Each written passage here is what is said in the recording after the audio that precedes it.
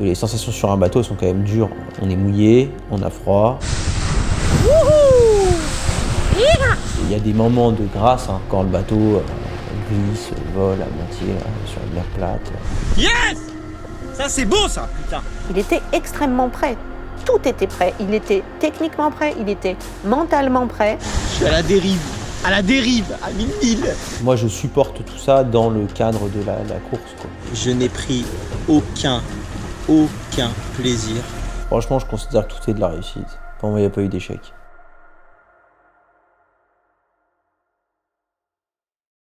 J'ai commencé à naviguer avec mon père. C'est lui qui m'a fait tirer mes premiers bords, appris sur un bateau de croisière. C'était un Océanis qui faisait 10 mètres, qu'on louait pas loin de la maison de mes grands-parents. Ils avaient une maison en Pornichet, côté de Saint-Nazaire.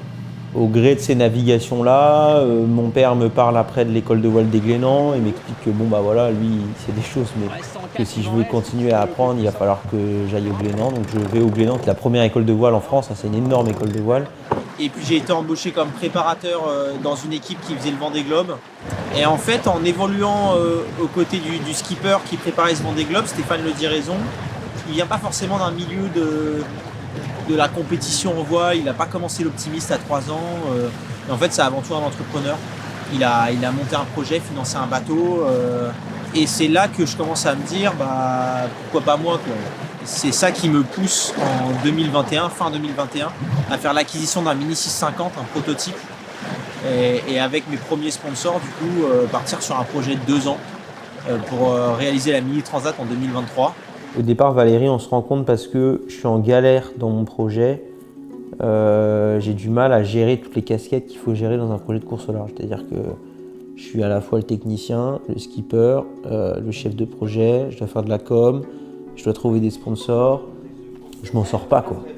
Et quand je l'ai rencontré, en fait, naturellement, j'ai eu envie d'accompagner moi-même Victor, parce que je percevais des choses sur le travail qu'on pouvait faire ensemble qui allait bien plus loin que la simple préparation mentale. Elle connaissait rien à la voile, elle connaissait rien à mon métier, mais elle me dit « Ok, ça m'intéresse ». Et du coup, comme j'ai pas de biais, j'allais dire cognitif par rapport à ce qu'il faudrait faire, ou voilà, je ne suis jamais en position de conseil.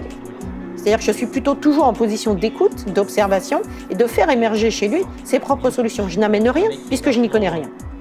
Donc c'est lui qui fait son propre chemin. Je me suis mis du coup à m'occuper de faire du mieux que je pouvais et arrêter de me juger par rapport à un résultat espéré ou imaginé ou à me juger par rapport à une exigence.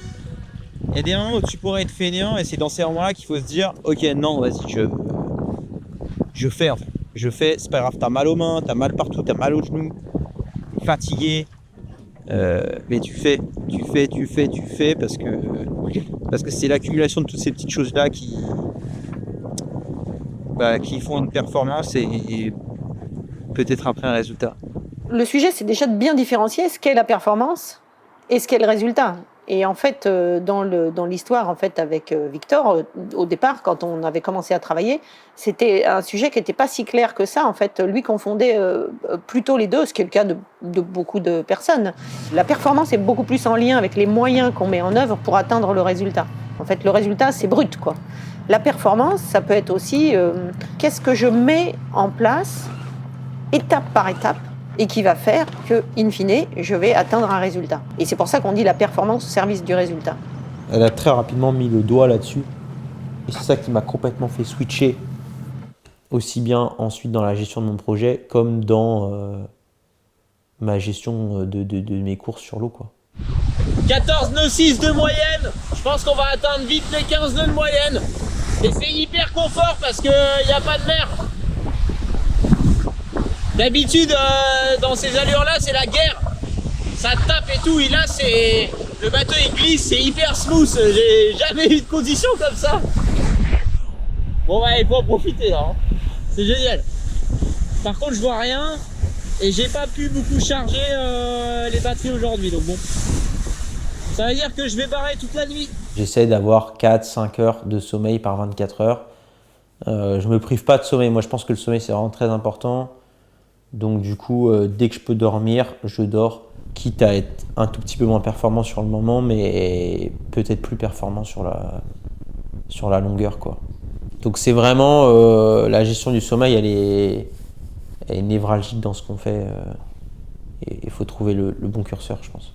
Tu pars, enfin en solitaire ou même en double, là tu pars, t'as toute la gestion de l'environnement autour de toi, faut changer une voile, faut penser à s'alimenter, t'es un peu en mode survie sur le bateau, tu vis un peu comme une bête, quoi. Donc c'est... ouais, ça c'est vrai que c'est quelque chose que j'aime bien. Bon, évidemment, on est en compétition contre les autres, mais je trouve que la vraie compète, elle est contre soi-même. Parce qu'en fait, on est fatigué, on est trempé, on a froid, on a mal. Et il faut toujours chercher à aller un peu plus loin et accepter d'aller un peu plus loin dans cette souffrance. Parce que du coup, le combat, il est d'abord contre moi.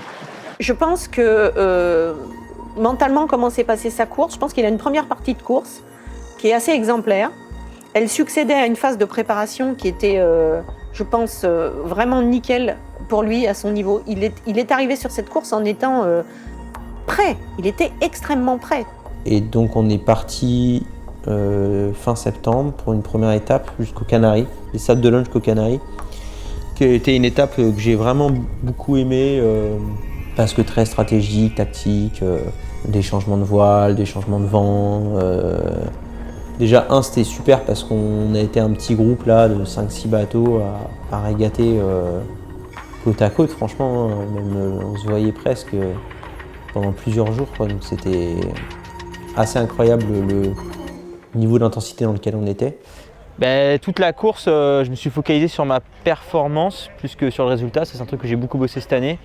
Et donc, référence interne, pas du tout regarder les autres, c'est pour ça que j'écoutais pas le classement. Et donc, en fait, je pense que tu vis vachement mieux ta course. Et à partir du moment où j'ai compris hier que j'étais premier avec genre 50 000 d'avance sur Fédé, un truc comme ça, là, en fait, j'avais l'impression de tout mal faire, tout me stressait. Je regardais en permanence derrière moi savoir s'ils n'allaient pas revenir. Et la journée a été horrible, quoi. J'ai pété plein de trucs, j'ai fait des départs à la bâtée, je me suis retrouvé avec le bateau couché dans l'eau, j'ai trempé toutes mes affaires, et puis j'étais en panne d'élec à partir de 18h, quoi. Ce moment-là, en fait, lui a fait remonter une certaine forme de pression. Et quand il a quitté en fait les Canaries, il a regardé où étaient les autres, et je pense que le fait d'être en référence externe l'a sans doute poussé peut-être à être peut-être moins vigilant à certaines choses, sans doute, hein, après c'est à voir, qui a fait qu'il s'est exposé à certaines avaries. Tu prends du spare? Parce qu'au premier coup de lame, qu'est-ce qui se passe? La lame inventive, elle casse. Et après, pour aller découper du monolithique de carbone comme ça, on s'éclate. Ah là là. Non, je garde le moral là. Moral. Je sais pas encore comment je vais réparer. Mais je sens que je tiens le bon bout. Dehors. Très rapidement, j'ai cassé mon bout dehors, qui est quand même une pièce assez névralgique. Et puis de nouveau derrière, 2 jours après, j'ai une nouvelle casse. Là, c'est le safran qui casse. Donc là, tu comprends que la course, elle est finie, quoi. Je peux plus. Ça, j'en peux plus. Safran, il a pété hier. J'essaie de le réparer ce matin. J'ai l'autre Safran à ce moment-là, le système de relais il pète. Je suis fatigué. J'en ai marre, j'ai envie d'arriver. J'ai envie de retrouver ma famille, mes amis. Je peux plus faire de nuit là. J'ai envie de faire de bateau. Là, c'est hyper dur et je me mets à pleurer, mais vraiment un truc des sanglots que tu peux pas retenir. Et ça arrive rarement, ça, je pense, dans la vie en général, de pleurer comme ça, mais ça fait du bien, quoi. Et puis très rapidement, je retrouve le sourire et je me marre en disant putain, 2 ans de projet pour ça, quoi. Du coup, j'aime bien cette vidéo, en fait. Je la trouve assez jolie, quoi, parce qu'en fait, c'est de l'émotion pure, quoi. L'émotion, ça vient du latin emovere. C'est quelque chose qui se passe à l'intérieur et qui bouge vers l'extérieur. Plus vous êtes dans l'accueil de ce qui se passe à l'intérieur de vous, de l'émotion, plus vous pouvez en faire quelque chose. Si vous ne l'accueillez pas, non seulement vous n'en faites rien, mais en plus, elle vient franchement vous parasiter. C'est toute l'ambivalence en fait du compétiteur. On dit il faut arriver à se décentrer du résultat, mais le compétiteur, il veut un résultat en fait. Donc avant, il était là pour gagner en fait. Hein, voilà. Et là, il est en mode aventure. Il se dit je veux ramener le bateau. Là, je suis en mode maintenant croisière. Alors croisière un peu relou quand même, hein, parce que j'ai pas de bouquin. J'ai pas de... Ah, je m'en souviendrai. Hein. Quand tu m'as dit, mais tu devrais prendre un bouquin, en plus ça pèse de rien, il y avait juste à mettre des bouquins dans le kobo. Là, c'est vraiment moi, je suis con. Mais c'est pas grave, ça apprendra. La prochaine fois, je mettrai des bouquins dans le kobo. J'avais rien emmené de distraction en me disant, je veux pas avoir la possibilité de me distraire. Je serai en course. Si à un moment je me mets, parce que j'en ai un peu marre, fracture du mental, là, mettre d'un côté, lire un bouquin au lieu de régler le bateau, c'est pas bon. D'accord ? Je ne vais rien avoir d'autre à faire que dormir, manger, régler. Dormir, manger, régler. Donc j'emmène rien. Là, tu te retrouves à avoir littéralement rien à faire. Et intéressant comme expérience, mais quand je tourne cette vidéo, je sais qu'il me reste 5-6 jours. Je me dis, ok, putain, ça va être long, quoi. Je suis pas là à broyer du noir et à me dire que tout est fini et que c'est de la merde. Non, je me dis, tu peux être fier. T'as fait tout ce que tu pouvais, t'as donné 100%. C'est pas passé cette fois-ci, tu vois. Et ça passera peut-être la prochaine, ça passera peut-être jamais, en fait. Et je crois que je m'en fous. Ça va être sympa d'arriver, en tout cas. Faire un peu autre chose. Retrouver terre, la famille, du repos, un lit, une douche. Ah, une douche, ça va être bien ça. Je dirais qu'on a eu notre premier entretien parce que j'ai poussé aussi pas mal à ce qu'on ait notre premier entretien. Parce que Victor, il n'avait pas forcément envie trop de débriefer à ce moment-là. Et moi, je ne voulais pas embrayer sur la suite tant qu'on n'avait pas débriefé exactement de ce qui s'était passé. C'est important de toujours le responsabiliser par rapport à ce qui s'est passé, parce qu'il faut qu'il comprenne sur quoi il avait la main et éventuellement sur quoi il ne l'avait pas. Hein. On n'a pas toujours la main sur 100% des choses. La victime, c'est celle qui va rejeter la totalité de la responsabilité de ce qui lui arrive sur quelqu'un d'autre. Quand on se met dans cette position-là, comme ça n'est pas de son champ de responsabilité, on n'est pas prêt de mettre en place quelque chose pour, je dirais, corriger le tir pour la fois d'après. Franchement, je considère que tout est de la réussite. Pour moi, il n'y a pas eu d'échec. J'ai appris qu'on ne pouvait pas tout faire soi-même, que c'est hyper important de trouver les bonnes personnes. J'ai appris que c'est aussi dans le partage avec ces personnes-là que le projet prend tout son sens. Et c'est pour ça que c'est une réussite, parce qu'il y a 1000 choses que je ferais d'une manière différente, c'est-à-dire que j'ai appris 1000 choses, quoi. Le rêve, c'est de gagner la solitaire du Figaro. Pour moi, c'est la plus belle course à gagner. C'est le Graal, on va dire.